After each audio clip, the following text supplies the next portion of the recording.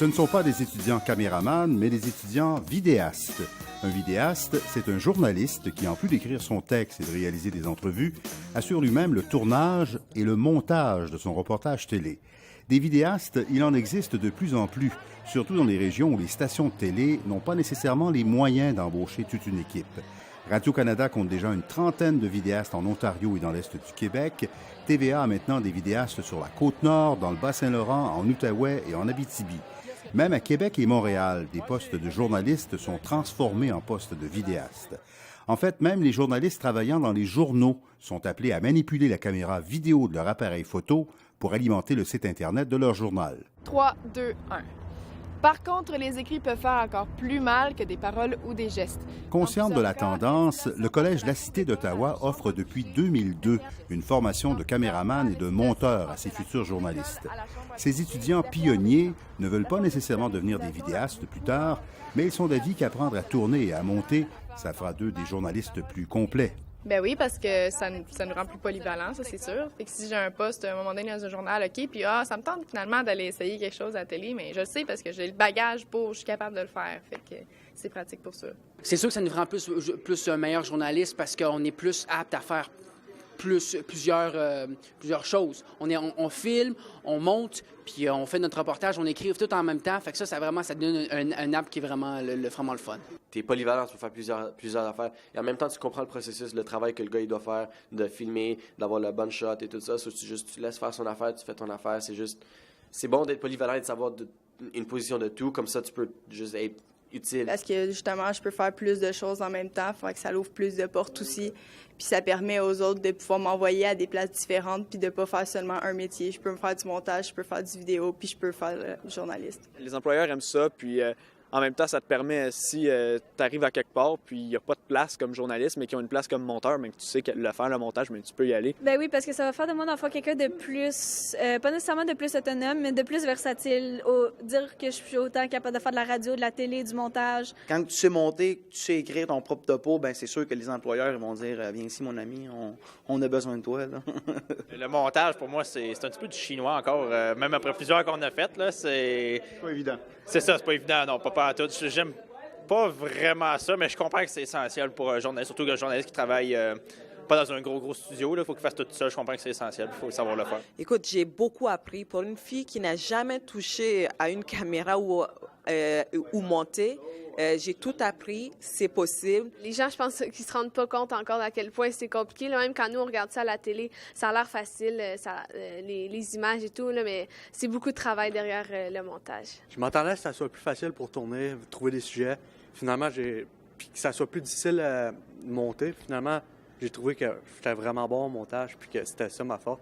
Puis que c'était plus le contraire que tourner des images, trouver des sujets, appeler ses intervenants, c'était vraiment plus compliqué que je m'étais fait à l'idée. Au début, j'étais un peu gêné avec les gens, fait que j'ose pas trop approcher, mais là, je me déjeune de plus en plus, puis ça va de mieux en mieux. C'est juste vu qu'on est dans un milieu anglophone, plus à Ottawa, les gens en anglais, puis tout, j'ai plus de la misère, mais sinon, je me déjeune, puis ça va vraiment mieux, là. Et en français aussi. Oui, effectivement, c'est dans les deux langues. Interviewer nos intervenants, aller voir le public, ça, c'est vraiment le fun. Ça, c'est le fait que... Ça, là, tu te sens vraiment spécial parce que tu es avec le peuple, tu es avec la population. C'est ça qui te fait, on va dire, te sentir comme un journaliste. En fait. Attends, mais c'est ça, c'est non?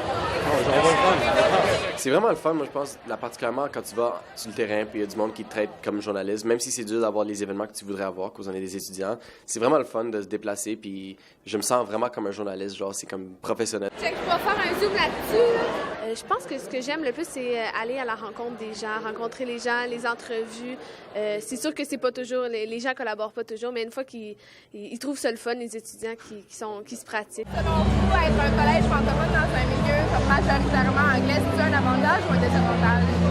Moi, je peux pas te cacher ça. Puis approcher les gens, c'est difficile parce que les gens sont réticents quand ils voient la caméra arriver, mais c'est d'apprendre à pas les assimiler, là, mais à les convaincre de bien vouloir nous accorder 15 secondes de leur vie. C'est pas par méchanceté. Souvent, il y a beaucoup de gens qui sont gênés de la caméra ou qui veulent pas embarquer ou qui disent « Ah, je veux me préparer et tout ». Puis nous, on n'a pas le temps parce qu'il faut que ça roule. Quand tu s'enlèves, on va faire un quick shot. C'est un peu l'aspect le plus fun du programme à date, ça. D'aller découvrir, d'aller rencontrer des gens, d'aller apprendre des choses. Puis c'est le désir de vouloir communiquer des choses avec les gens aussi. Comme aujourd'hui, j'ai rencontré le maire d'Ottawa, puis c'est une belle nouvelle, une belle rencontre là, pour moi, je trouvais. Là. Le plus difficile à faire, c'est rendre ça simple. Une phrase, une idée.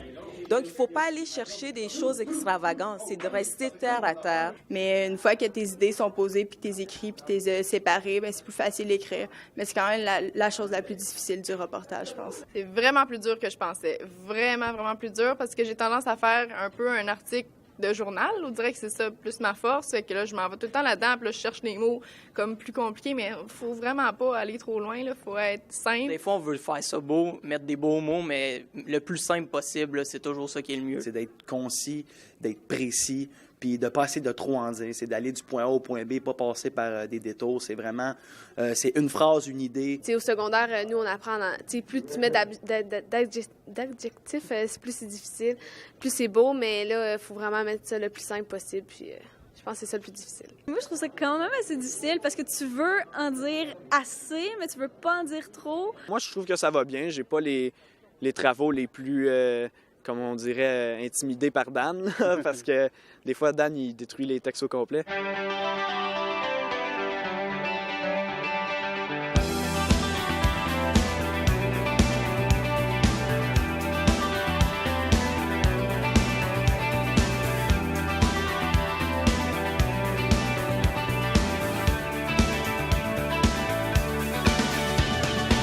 Le plus dur, vraiment, c'est d'apprendre le montage.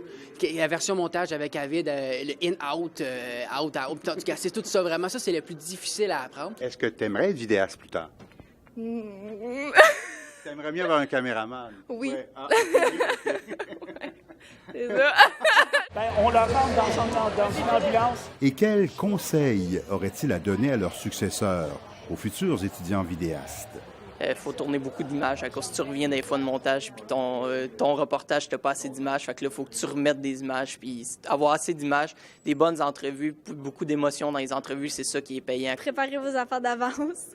Apprenez à faire simple, puis tournez vraiment beaucoup d'images. Moi, quelque chose que qu'on a pas mal tous négligé, c'est quand on nous disait prenez beaucoup d'images, que vous allez avoir besoin de beaucoup d'images, puis finalement, on arrivait, on était d'accord, on en a beaucoup, on commence à monter le topo, puis on n'a pas tant que ça. Justement, la semaine passée, sur mon topo, j'avais pris une dizaine d'images, puis je l'ai manqué. J'ai été obligé de refilmer dans l'école des images qui n'étaient pas trop en lien avec mon sujet. Puis on est obligé de couper dans mon texte parce que j'avais pas assez d'images. En réalité, à la fin du reportage, là, quand tu as fini, là, c'est le quart de tes images qui ont été utilisées, en fait. Parce que le reste, c'est juste le 3/4 du reste des images qui n'ont pas été utilisées parce que ça ne fitait pas avec ce que tu avais écrit dans ton reportage. Ça vaut la peine d'en prendre plus que moi. Le plus possible, parce que c'est le fun. Ne pas procrastiner comme moi, ça c'est pas une bonne idée. C'est vraiment pas une bonne idée. Être à leur affaire aussi. Puis prévoir d'avance, je te dirais, c'est une des choses les plus importantes. Puis si tu prévois tes choses d'avance, si tu prépares tes entrevues, si tu vas tourner d'avance, je pense que tu n'as pas de problème après pour monter. Après ça, c'est un jeu d'enfant. S'organiser à l'avance, je pense qu'on se prend beaucoup à la dernière minute, puis c'est ça. Souvent, on se fait refuser. Nos plans changent, puis on n'a pas de plan B. Fait que je pense que c'est le plus important d'être prêt à l'avance, de planifier nos entrevues, puis d'avoir des bons sujets. Bien, c'est sûr qu'il faut être organisé, puis il faut se prévoir d'avance. Il ne faut pas attendre la dernière minute pour faire un reportage. C'est toujours mieux d'aller avant, surtout qu'on n'a pas vraiment de nom en tant qu'étudiant. Fait que c'est mieux de se présenter avant, puis d'y aller après, puis être sûr que toutes tes entrevues sont bookées avant même d'arriver sur le terrain. Si vos entrevues tombent à l'eau, vous n'avez plus de sujet, là, vous vous retrouvez à 2-3 heures d'après-midi dans le local, les 20-90, à vous tourner les pouces. Ça prend un plan B? Ça prend un plan B puis un plan C, des fois, je vous dirais. Respectez les deadlines dès maintenant à l'école. Parce que quand vous serez rendu au marché du travail, il n'y a pas d'excuses. Trouve quelque chose de backup au cas où l'affaire principale ne fonctionne pas. Tu veux faire une pratique de hockey ne te laisse pas. Va à un casino, va à un événement si c'est un trop, quelque chose comme ça. C'est toujours être préparé pour le pire scénario. Même se mettre au défi, je dirais. Parce que moi, j'ai fait un reportage, mettons, le dernier que j'ai fait sur la politique un peu étrangère. Moi, je connaissais vraiment pas ça, puis ça m'a permis d'en apprendre un peu plus sur un autre sujet que je maîtrisais moins. Puis à la fin de la journée, mais je suis encore plus fière parce que j'avais fait quelque chose qui sortait de ma zone de confort. Lire beaucoup de livres aussi, s'informer, beaucoup plus d'actualité qu'en ce moment, je pense. Ouais, ça aussi, c'est une bonne chose. Le montage, être là au cours. Ouais. Faut pas en rater un. Non, faut pas en rater un, c'est ça. Surtout ceux que c'est montage. Faites pas d'école buissonnière dans les premiers cours de session en montage parce que vous allez voir qu'après 6 heures, vous êtes en retard pas mal loin. S'ils veulent vraiment être journalistes, ils vont aimer ça. Je pense que c'est vraiment un bon avant-goût de ce qui est à venir. OK. Prise 1, dans 3, 2, 1. Les étudiants inscrits en journalisme au Collège de la Cité d'Ottawa doivent aussi apprendre à tourner eux-mêmes leur stand-up, leur finale de reportage. Et ça, c'est moins facile que ça en a l'air. 1, 2, 3. Le discours de George Bush va parfaitement dans le sens de sa doctrine, c'est-à-dire agir de façon préventive. Le discours de George Bush va parfaitement dans le sens de sa... Le discours de George Bush va parfaitement dans le sens de sa doctrine. Le discours de George Bush fait C'est-à-dire agir de façon préventive. C'est-à-dire... Ça veut dire quoi? C'est-à-dire... Non.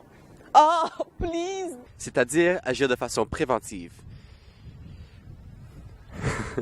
Il poursuit ses pressions sur le Congrès. Non. Il poursuit d'ailleurs ses pressions sur le Congrès afin de faire rapidement afin qu'il adopte rapidement. All right. Il poursuit d'ailleurs ses pressions sur le Congrès afin qu'il... Il poursuit ses pressions sur le... Il poursuit d'ailleurs le Congrès afin qu'il adopte une résolution. Il poursuit ses... Non. Hey, s'il vous plaît, patate. Patate douce. Il en fait question de crédibilité en face... Il en fait une question de crédibilité. Il en fait une question de crédibilité face à la communauté internationale. Il en fait une... Demain, les leaders mondiaux vont devoir éviter d'autres... Le poids de la comparaison, ça donne... Ottawa s'est déterminé à tout faire pour que ces désaccords politiques ne viennent nuire aux échanges. Il faut que tu te mettes Le président Stephen Harper doit entre... Les travaux de construction vont commencer. Laisse faire. Les travaux de construction vont débuter le mois prochain. Les travaux de construction vont débuter. Et ça prendra Ils prendront entre 5 et 7 ans avant que le tout soit livré. Le tout fait ouais? L'ex-conseiller... Voyons. L'ex-conseiller municipal Michel Saint-Laurent. L'ex-conseiller municipal Michel Saint-Laurent a-t-il encore une ligne? L'ex-conseiller, il y a un char. Et l'opposition au projet du maire... Et l'opposition au projet du maire... J'allais dire Michel Saint-Laurent. Et l'opposition au projet du maire Yvo Diboise... Et l'opposition au projet du maire... Et l'opposition au projet du maire Yvo Diapaza. Qu'est-ce que tu fais à Bécomo avec un nom de même? Et l'opposition au projet du maire... On en aura une bonne idée ce mardi lors de la signature du projet. On en aura une bonne idée ce mardi lors de la signature du... Lors de la signature du registre du référendum demandant du référendum. Monique Gagnon-Fournier va connaître. Dans les annales judiciaires de l'Outaouais, c'est la première fois qu'il y a un tel délai entre un meurtre et... Dans les annales judiciaires de l'Outaouais, c'est la première fois qu'il y a un record qui nous rappelle que la justice a le bras long.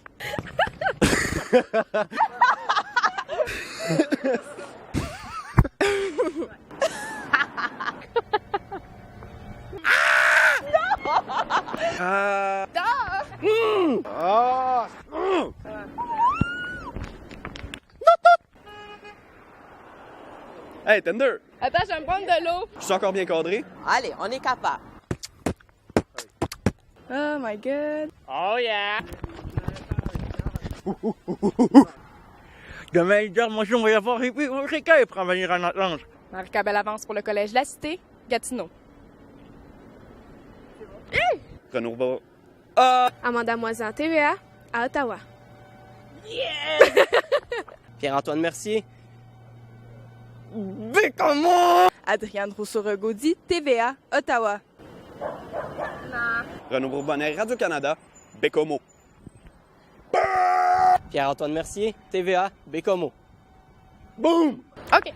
Wouhou! Yes, sir! C'était fou, hein, gros, ça, c'était d'une shot. Moi, j'ai été ravi d'apprendre qu'on avait développé le programme à la Cité collégiale en tenant compte de ce qui s'en vient, plutôt que d'être souvent, comme ça a été le cas antérieurement, dans le milieu de l'éducation, à la remorque de l'industrie. L'industrie, c'est inévitable, elle est partie par là. Le journaliste, de plus en plus, va être appelé à s'organiser tout seul et à être le maître, le seul maître après Dieu de son reportage. Il faut s'amuser, il faut en mettre, il faut être passionné, il faut mordre dedans. Et c'est ça qui va donner un résultat passionnant dans lequel on a le goût de mordre. Puis je dirais aussi que c'est l'avenir. Puis je ne sais pas si... est-ce que vous enseignez comment tourner aussi des images? Oui. Ah ben ça, c'est encore mieux. Je te dirais. En fait, je pense que le métier qu'on fait, c'est le plus beau. C'est un rêve qui commence dans une vie. On en a tous des rêves. Puis celui-là, le rêve de réussir une carrière, c'est exigeant. Et puis surtout, il faut persister puis pas se décourager parce que c'est pas facile. C'est pas tout le monde aujourd'hui qui a la chance que moi j'ai eu, par exemple, quand j'ai commencé dans le métier dans lequel j'ai été très gâté, dans lequel je continue d'être extrêmement gâté, mais dans lequel j'ai bien du plaisir. Bonne chance puis lâchez pas. Soyez fiers de ce que vous avez fait. Je suis sûr que c'est très, très bon. On n'est pas journaliste du jour au lendemain. Il faut commencer quelque part. Donc, c'est un début. Je suis sûr que votre début est excellent. On peut peut-être pas vous faire de place en ce moment parce que tous les médias ont des difficultés financières, mais il y a une place pour vous. Croyez-y, allez-y, foncez. Je trouve ça le fun là, d'apprendre à manier la caméra, faire le montage, puis à la fin de la journée, même si on se lève le matin, puis des fois on est un peu ouf, hein, on va faire ça en une journée aujourd'hui, ben à la fin de la journée, on est assez fiers, là, puis on se couche, puis on est de même. C'est fait. Ouais, ben c'est sûr que c'est valorisant. C'est vraiment le fun de pouvoir voir ton projet final puis d'admirer ce que tu as fait puis tout le temps que tu as mis là-dedans aussi. C'est un scénario. On dit journaliste, mais c'est très artistique. C'est une création, là. C'est une œuvre à la fin. C'est comme un musicien qui finit son album ou une chanson puis il le met au public puis c'est mon art. Parce que dans le futur, c'est ça que tu vas faire. Tu n'auras pas personne pour te le monter. Là. Ça va te faire toi-même. Fait que tu te sens plus confiant à la fin quand c'est tout toi qui as fait ton projet. Et surtout, mettons, comme dans des places, il y a beaucoup de vieux journalistes qui sont là depuis longtemps, puis eux autres, ils savent pas comment faire ça. Mais nous autres, les jeunes, on va arriver, puis on va savoir comment faire ça, on va savoir comment monter, puis tout. Puis je pense que c'est un avantage qu'on a, là. C'est un plus. Finalement, la polyvalence, c'est... Dans le métier, surtout aujourd'hui, c'est primordial. C'est pas quelque chose que je me suis dit que je veux être ou que je veux pas être. C'est quelque chose que je me plairais là-dedans, que je sais surtout que je suis capable de le faire. Ben si j'ai une opportunité, je dirais pas non, je cracherais pas dessus. Si tu décides de changer de métier ou si tu décides juste de changer de fonction dans le sein de ton équipe de journalistes, c'est mieux de le savoir. Oui, il faut être préparé, il faut être déterminé, il faut jamais lâcher, puis à la fin, on est content de ce qu'on fait. C'est des outils de plus dans ton coffre, plus que tu as d'outils dans ton coffre, plus que tu t'ouvres de porte. Puis on rêve tous de faire ce métier-là un jour, donc on va se donner toutes les chances de notre côté. Et qu'il se retrouve vidéaste, journaliste, chef de pupitre ou lecteur à la télévision, souvenez-vous bien de ces visages. Ce sont eux qui seront témoins de l'histoire et qui, par leur reportage, nous la raconteront. Ici Daniel Tremblay pour le Collège de la Cité, à Ottawa.